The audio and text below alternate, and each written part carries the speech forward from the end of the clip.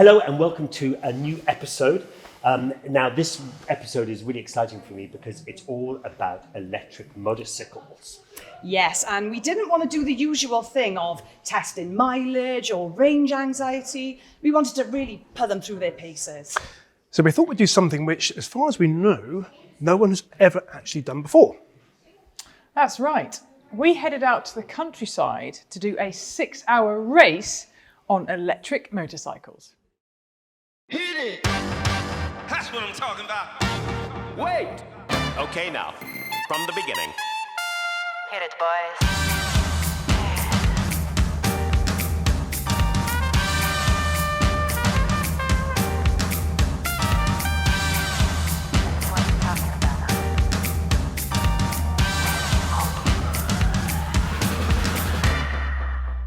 So we decided that we would come and absolutely devastate this beautiful peace and quiet in the countryside with an endurance race.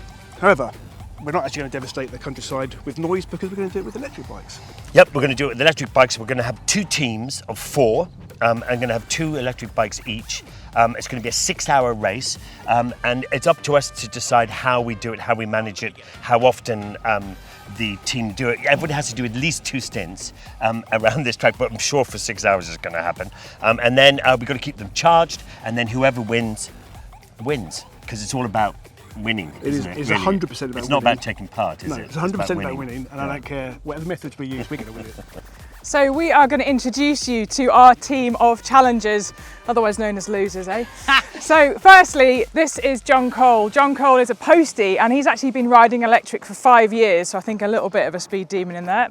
And this is Justina Berkut. This is my, team principal for flat track and racing, so she is opposer number 2. And for some reason, I've been lumbered with the Welsh guys. This is Glenn Phillips. He is ex-professional motocross rider. And over here, I have Rob Bayman, who is also known as Dr. Dirt, which was in Dirt Bike Rider magazine, wasn't it? Okay, folks, I'm your race director for today's event. You know that the rules are you've got 6 hours. You've got to ride twice each. Okay. Rules for changeover is you need to bring the bike in, stop it between the tyres before the other rider can ride off. Other than that, I want to see a nice clean race. My word is final, and any underhand tactics shall be deemed inappropriate, and you may be docked laps off the total. So I want to see your best behaviour. There, I may be available for Small bribes. Small bribes. Okay. So we'll just have to see. I've got a little apartment in the back of my van if you want to just rest very up nice. And Charley, there's some everybody. Charley Boorman. sex toys in there and stuff like that. You can. I sense it may be a little too little though, Charlie. Anyway, back to the more important things of racing. Yes, I want to see a safe race and see you all back here at the end of the race. When you change over, it is the rider's responsibility to make sure that the bike gets recharged. You will not be helped, no assistance. Okay. And if you run out of power, that's your fault. That's fair. So hopefully everyone understands and we can have a good race. Okay, we're here to decide who's going to go first. Okay. So Lara, do you want to... I'm going to call heads, please. Yeah. Oh, and heads it Yes! Well done. Are you ready? Ready. 3, 2, 1, go! Come on, Charlie!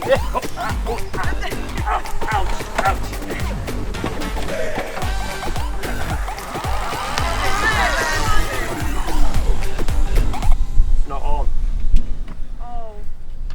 There you go.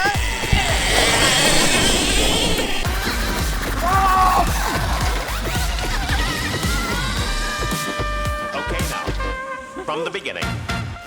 The tactic for me is getting as many charges in as possible, even if it's only a couple of minutes. Every little charge counts.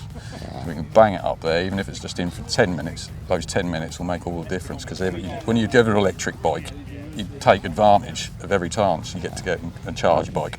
This is where you will champion on this, because you've got experience of electric bikes.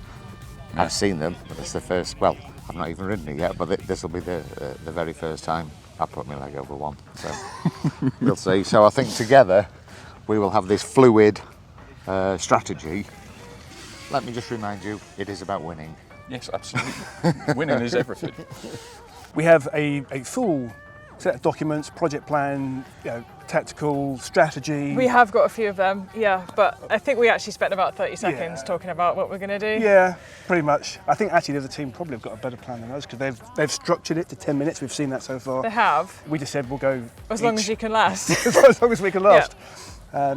And then we'll come in, and that's about it. We're just going to that's pretty much our plan, isn't it? Because I reckon it's human fatigue that's the biggest issue, not the battery performance. So I think it's about how long you can sustain a pace, like a little bit tortoise in the hare, go big or go home, or just actually pace it out. And Charlie's already proven that, so I think we're on to a winner. I think we are. Yeah, absolutely.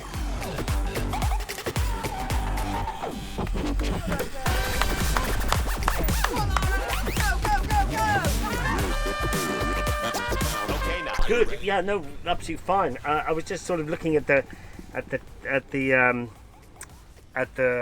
much electricity we used. We started at 90 something, and then we're now at 62. So which is good. I don't know how long I've been going for. Don't lose the front here. Look around for just something about eating my dust. She's run out of battery power, so let's see if we can make some laps up. I've nearly fallen off maybe dozens of times. I find the suspension really hard. It's just, you have to keep a hold really tight because you might fall off any minute. You just, a little bit much throttle, it's like pulls it forward, it's like, and I just pull back. I couldn't even master it yet. I need to go again. Going very well at the moment. Our boy out there is absolutely smashing it on that bike. The challenges are half a lap behind at the moment, but gaining. Lara's not quite got the pace that Rob's got.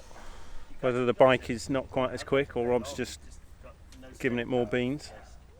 You just missed a tick there. For No, I didn't. Because you're now which even one's ours? Your challenges. What we call challenges. Yeah. You've just evened it up because you were now half a lap behind. So I'm sure we. I will not be swayed. No. I'll give Rob. How was 30 minutes? Fine. That's right. Yeah, it was good. The first 4 or 5 laps, he got the real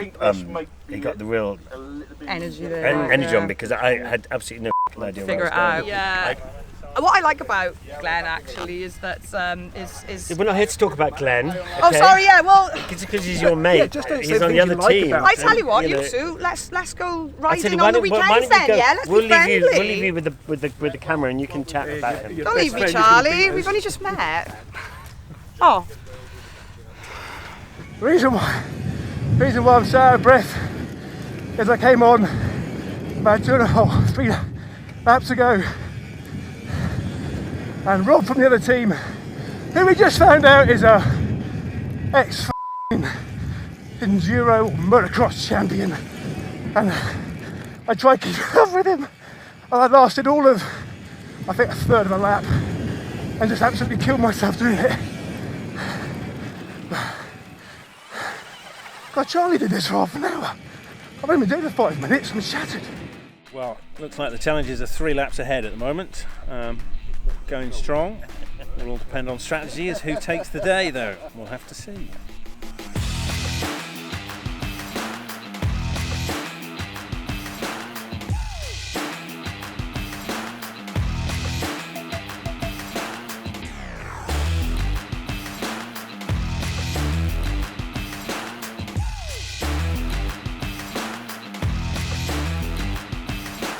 And I lost it a few times. I'm a bit loose.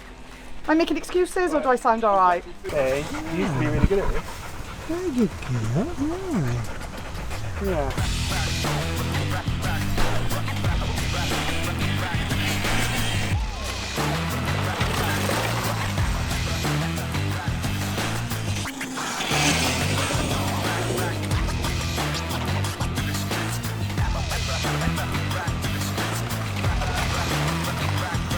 So we're about halfway through the day now, I think. feels a lot longer, I gotta be honest. It's just starting to heat up, and it's just the weather is making it a little bit tricky. So, are you changing that bike? No, no, no, no. Yeah, as you can see, I really wasn't impressed with what happened there, but I won't spoil it for you. Well, you don't have to wait too long for that one, as we'll go back to it later on in the episode. But now it's time for 10 in 10. Hello and welcome to 10 and 10, and our very special guest today is going to be, well, you can find out for yourselves. Hello and welcome to the show. I am happy to be on this show. I know who it is. So, question 1. Who are you and what do you do? My name's Austin Vince. I've been a math teacher most of my life. At the moment, I'm teaching art. I'm covering for the art teacher. And the other thing I do is I organise the Adventure Travel Film Festival, and I organise sundry dirt bike holidays and events in the Spanish Pyrenees, which have been a great treat to be part of over the last 20 years. I also make films, teach filmmaking, and I spent a lot of time in a recording studio, and I've got my own music library. Oh, more of that later.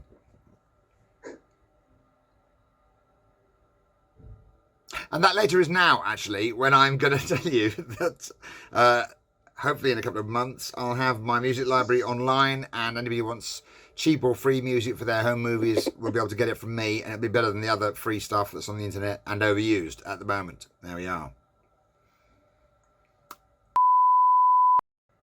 How did you get into motorcycles?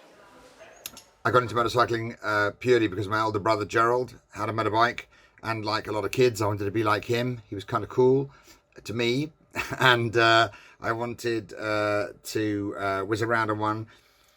But he had a friend who lived with us in the 70s when I was about 7 or 8. His friend had a Norton Commando, yellow, like the one in My Own Private Idaho. And one day he had to go and take something to Watford High Street Railway Station where my brother was working in the booking office. My brother had forgotten something, and so his friend Ron had to whiz up there on the motorbike from where we lived in Harrow. It was a 7-mile journey, and for some reason, I think he was babysitting me or something, so he had to take me with him. So he put me on the back of the motorbike, and off we went on this Norton Commando up Oxley Lane towards Watford. It was...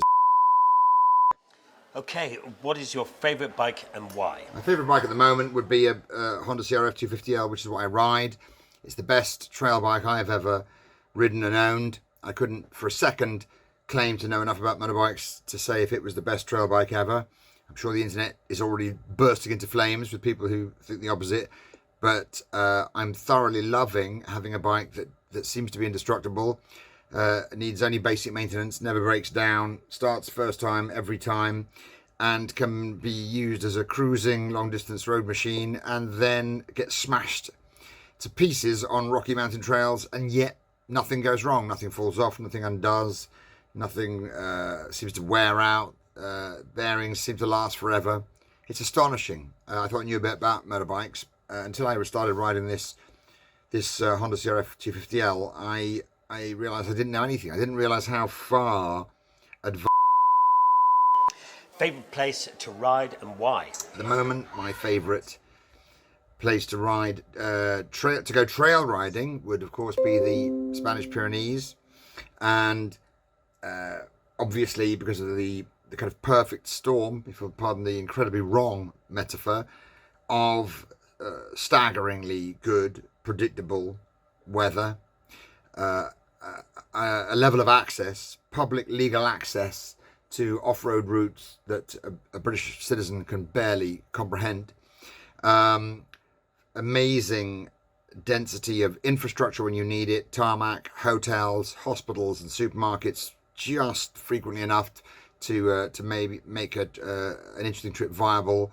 Great hospitality in the hotels, great food, not food that's unusual enough for you to not enjoy it, and all of this basically within 24 hours of England. Oh, I missed the question. What would you say is your best moment on a bike? Oh, it's a cliche. We were going around the world once in 1995. We had ridden across from London, Europe, Central Asia and Siberia, and had got a flight from Magadan to Alaska, and had driven down from Alaska to Vancouver, and we're driving then down to down the west coast of the USA, which I had never been to before. And we were heading for San Francisco, where we had some buddies who were waiting for us, and we were up near on the north side of the Oakland Bay, and we were going along, and there's signs obviously saying San Francisco. We didn't know where we were, me and my buddy Clive, and we went into a tunnel, and I didn't know that the other end of the tunnel. I'm misjudging the length. It's not fair. The first minute lasted ages. What would you say is your worst moment on a bike? Probably be, like everyone. Bad accident, almost killed. Gutted. Thought I was, near miss. Ending up in hospital. Not knowing that it wasn't my fault, so therefore becoming a little bit more paranoid. That people are trying to kill you. Another motorist pulled out from the side road. There was no way I could do anything but smash into the side of his car quite fast. He got off as well. He got off, he didn't even, he got charged with dangerous driving, but never turned up to court. And so the case was adjourned, sine die, which was a learning experience. Just don't turn up. It's that simple. Don't turn up to court, and you'd be surprised what you can get away with. So that was, it took a while I lost my nerve, obviously, and I didn't like. Who are your heroes and influences? Oh, hang on, motorcycling or everything? Everything. Now, my heroes. I think that I'd like to say, number one hero, probably Martin Luther King / Gandhi. People who are prepared to spend their whole life fighting for something they think is good and true without ever resorting to violence, and then actually making the lack of violence their part of their credo. I think they're probably two of the most exceptional, famous people ever. I don't like it when people talk about history in terms of generals and statesmen and stuff like that. It's citizen agitators are, I think, the people that we should be spending all day talking about. Yeah, so Martin Luther King, Gandhi, and then, of course, in the broader motorcycle sense, Chris Scott, who, although he didn't kind of get me started in what... So what do you do when you're not on a motorcycle? I spend as much time as possible with my wife, Lois Price, who is amazingly good company. And I don't mean... any normal person would have thought she was bad company. I'm here to reveal that she's actually good company. She's really. I never knew when I was younger that you could be married to somebody who could be so much fun. When you grow up watching Till Death Us Do Part and Carry On films, you always imagine that your wife is some kind of adversary and not actually a companion. And so that's great. Yeah, it would be her. It's a cliche, but I would happily spend the rest of my life on a desert island with just her. If I was allowed one person. But I am social. I like seeing other people as well.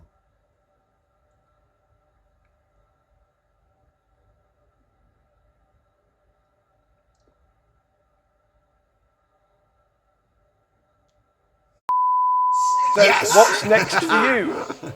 What's next for you?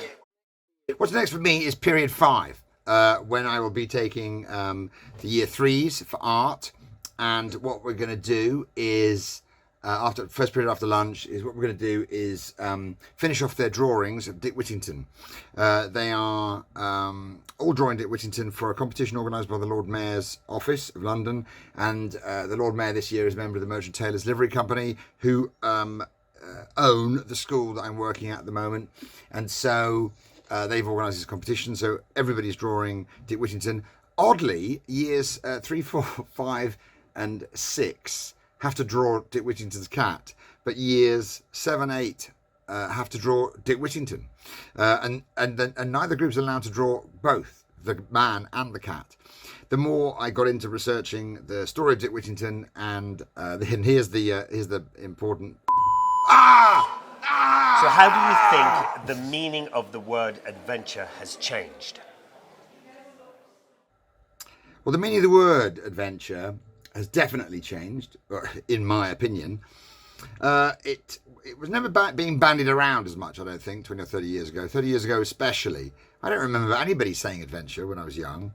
Now, adventure is used as an adjective willy-nilly. You can buy an adventure boot, adventure helmet, but it won't be long before you can buy some adventure slippers. Maybe some adventure Tipp-Ex will come out, or your adventure biro, and then you can get some more adventurous accessories. Get an adventure coffee machine as well. So I think words are important.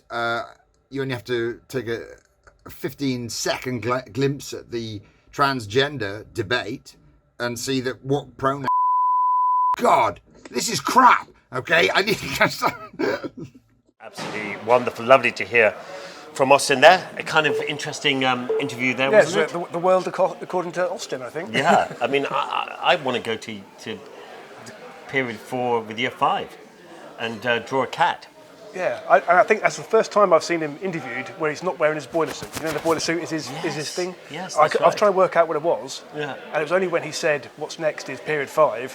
He's at school. He's at school. I was actually looking for his boiler suit in the background. Yes. But no, that was interesting. It was lovely to hear from him.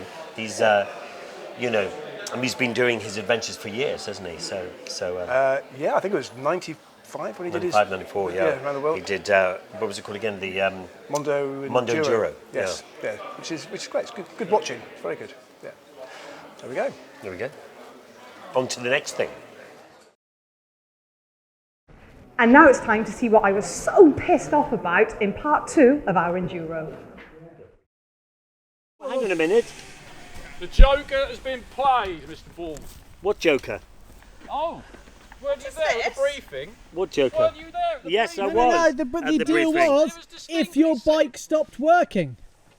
Is your bike still working? Now this compensates for Your the bike's slower still charge. working. So the guys have the challengers have decided, because they're a bit too heavy-handed on the throttle. I think that is. They have decided that they're going to take another bike out and forget the rules, and throw them out the window, and they're just plain cheating. So that's basically it, really. I think that is there with the And they're trying to make up some kind of excuse that someone said about a Joker card, but in actual fact, both their motorbikes have energy in them. That is day in.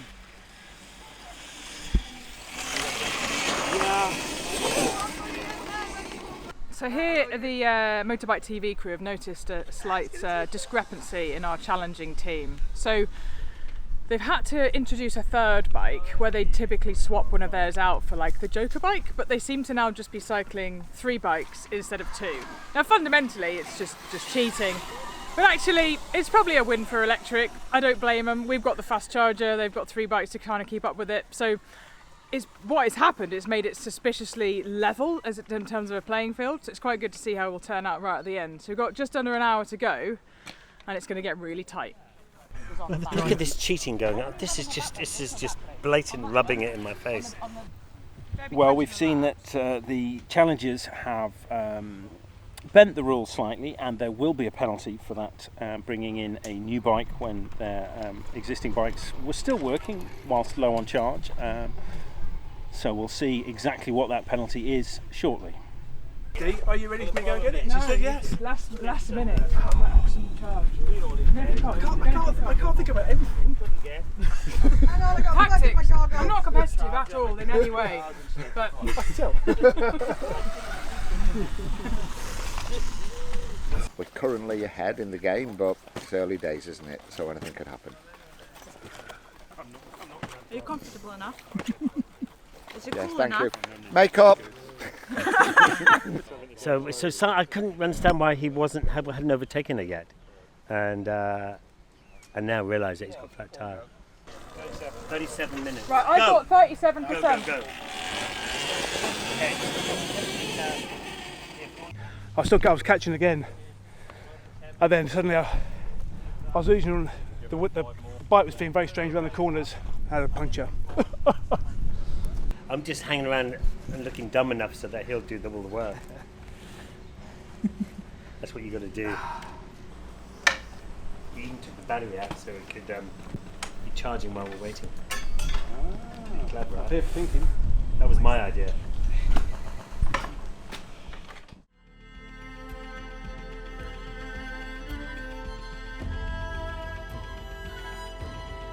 We're about a lap and a half down now. We've got just over 25 minutes to go. I'm just about to jump on and do another stint and try and close them back. Go! Close. 5 minutes to go, she dead. Rob's got to bring us in now. Leave it to go slow and steady to bring it in. But we didn't quite have enough power in the end. To have two teams on different bikes, just bringing it all together, and there's like a lap and a half separating us. It's mad. It's absolutely mad. They are rapidly running out of charge, so it's going to be very close. Getting to the end, just bring it home! There's nothing in it. You couldn't write this shit. It is just bonkers. Almost there, Charlie! Come on, Charlie, bring it home! 3 minutes. I reckon that's 2 more laps. I reckon Charlie's going to bring it home for us.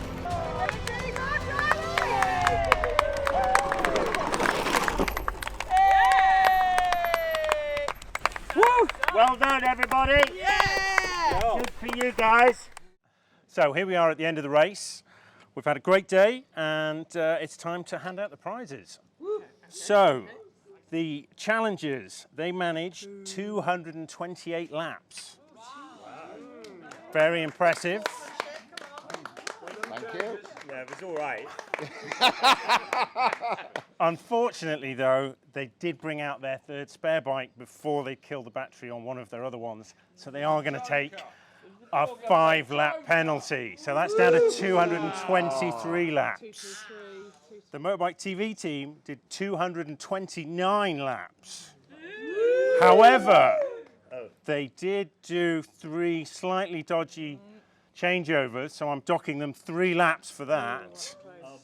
However, as a bonus, because of your very sportsmanlike behaviour in helping up a fallen opposition rider, you're going to get 2 of those back again.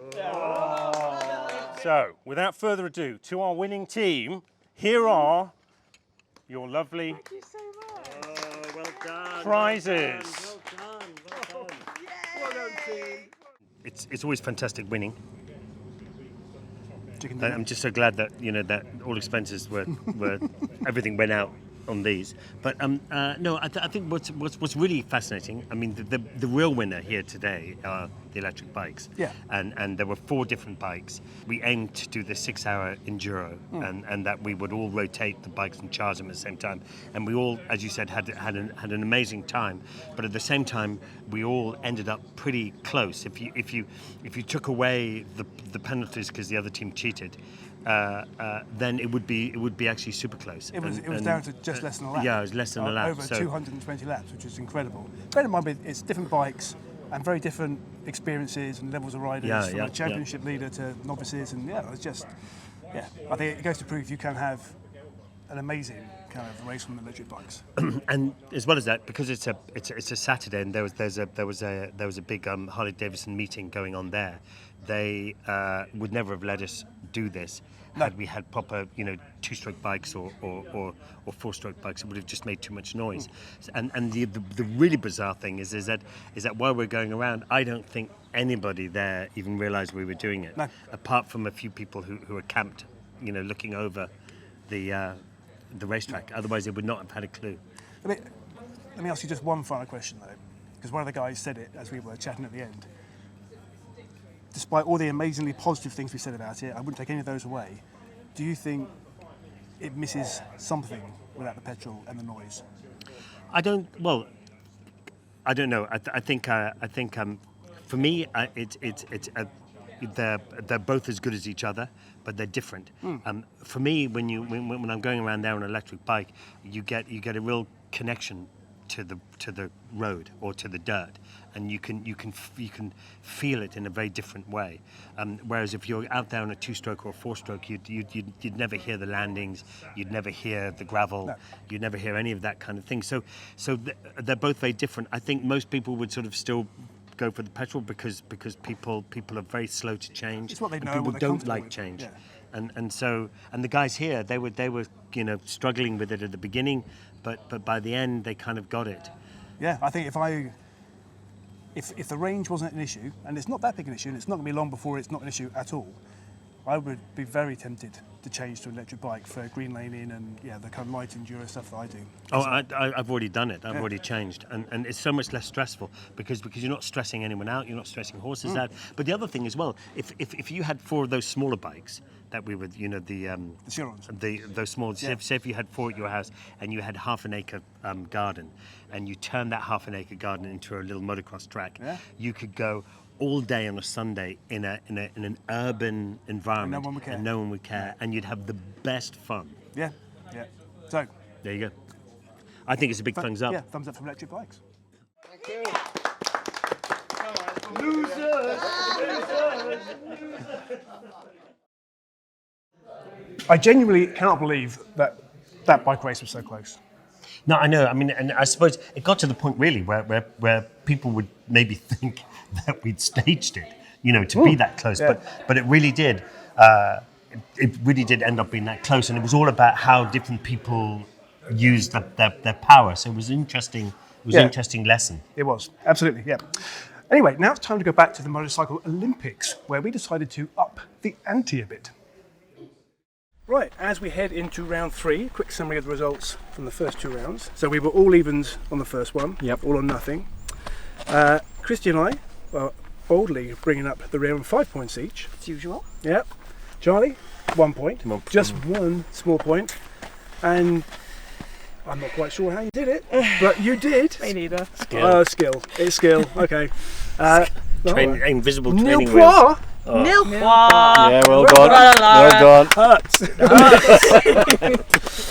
Yeah, genuinely very well done. That was actually far trickier than it looked. It was, yeah. It was. That's very kind team, thank you. But she was on the smallest, easiest bike to ride. Oh, okay, here we go. Let's get the book of excuses out. Let's go. Yeah. And on a wire. Right. Talking of bikes for the next round. Charlie on the Sinis, B on the CCM, Kristy on the Royal Enfield, and Lara on the KTM. Next round, Mark. Okay, yeah. KTM. Next round's a bit of a push now, so it's a lot bigger, a lot longer, and there's a lot more involved. Particularly underneath the bridge, there's a few surprises underneath there, so I need to be careful underneath the bridge. And also the steep downhill has got a kicker halfway down, so you're going to run into a kicker, so you need to be in control down that hill. You must then go over the balance beam, and when you come off the balance beam you must stop. So even if it's for half a second, stop, feet up right away. If you put your feet down, that's going to be points. So you must stop, feet up right away.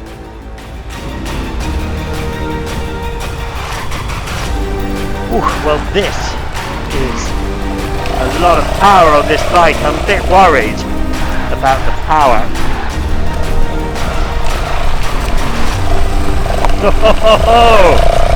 Steady does.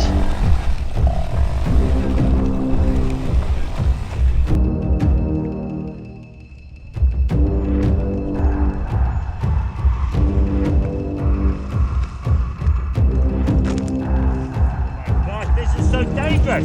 No.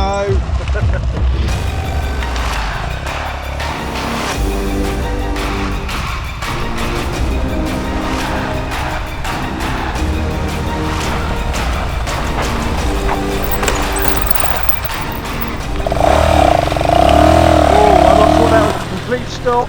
What? Q. You did. Q. You see that? No, I'm going to put it in my camera. There it is. There.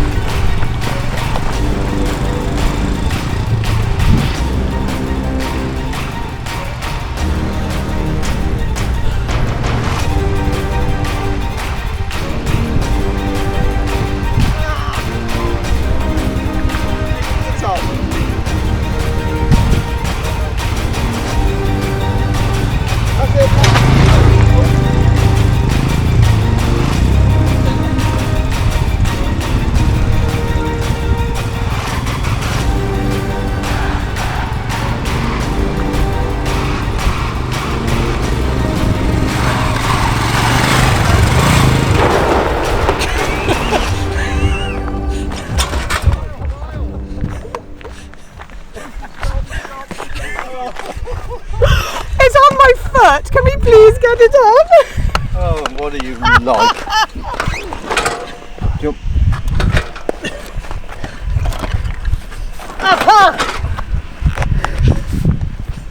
I think I broke your bike, Paul. Yeah.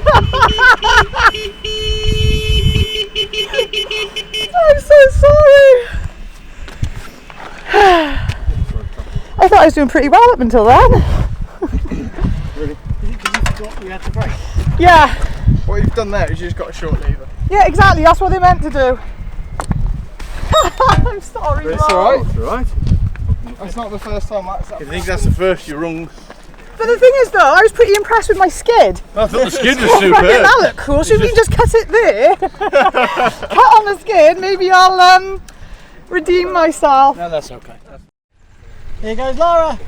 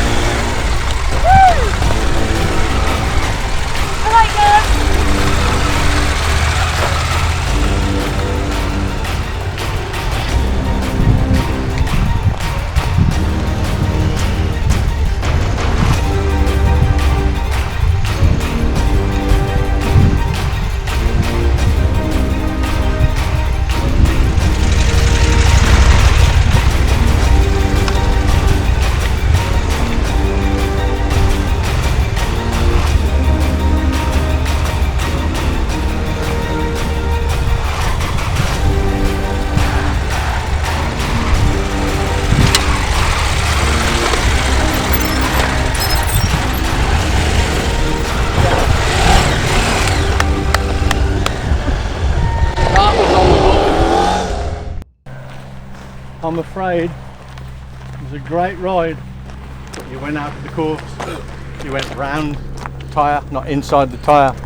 Oh no! I'm afraid it's a 5. Okay, which tyre is it? What tyre? It's not controversial, it's the same course. It's the rules. Oh right, okay. Which tyre was it? The one on the corner with the big arrow on it that says left. Oh right, okay. Yeah. No worries. Sorry. No, it's fine. I didn't spot that the You first rode time. absolutely ace. It was a beautiful ride. I thought it was her weakest ride. I'm just saying, not that there's any competition whatsoever. None whatsoever. But I'm just saying, if you don't ride the course, that's what happens. Yeah, you know? clearly. Do you feel you had the moral win, if not the points win? No, I'm just a bit gutted. Like I didn't realise for some reason I thought it was When the right. you did the test, Yeah. you did it. Oh, did I? Right, Yeah, fair yeah, enough. yeah. Got it. Yeah. No problems. It happens, you get focused on something else. Yeah, It's yeah, just, you know, it absolutely. happens. Yep. Can I just say, I love the fact that Lara's like, yeah, no, I'm fine with it. Yep, fine. And you can hear in her voice. I'm not competitive Don't at worry, all. because- Doesn't because- bother me at all. We're seeing you're absolutely livid right now. Human. Yeah. Keep your goggles on. Yeah. Don't give me that. I think you should. I just think you should put your helmet on so she doesn't Yeah, you were punch brave you in at the it, face. Mark. I'm on the high ground. I just thought you were a little unstable at the end as well. That's I what thought I'm the, saying. the end was Wow. absolutely brilliant. I hope you got that on film because that was superb. Spot on. Yeah. So, what an absolute corker of a round that was. It was really fun. As you can tell, Lara, you know, and her control absolutely smashed it. What else can I say? Everybody did the track. I did the best skid, and I just cannot wait for the next round. So let's move on to the penultimate round. So I'm not truly competitive. Well, much, but okay, maybe a little bit. A little bit. So I died a little bit inside when I heard that I'd not quite followed the route and was Failed. penalised for it. Going the wrong However, track. I demand a replay for another misdemeanour that might have meant someone else had got penalised.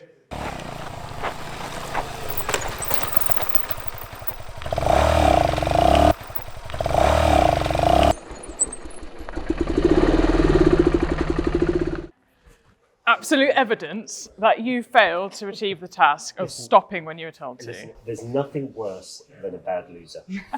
There really isn't, honestly. You know, I mean, at least I didn't go off the course and, you know, do a number of other things. So anyway, yeah, well, there you go. Well, okay. You know, it's Right. what happens on the day, isn't it? And you know, you can get away with. I just have that aura around me that, you know, just Annoyance. Yeah, annoyance. Yeah, Aura. exactly. And they just think, oh, Cheating. leave them alone. Because you, Let him do you it. must have known I that you never- didn't stop, but you didn't admit it or say at the time. Well, you know, Yeah. just say. Anyway, enough of that. So, end of the show. Thanks for watching. Next time round, there's going to be more from the Olympics. There'll be the penultimate Tales from the Trails.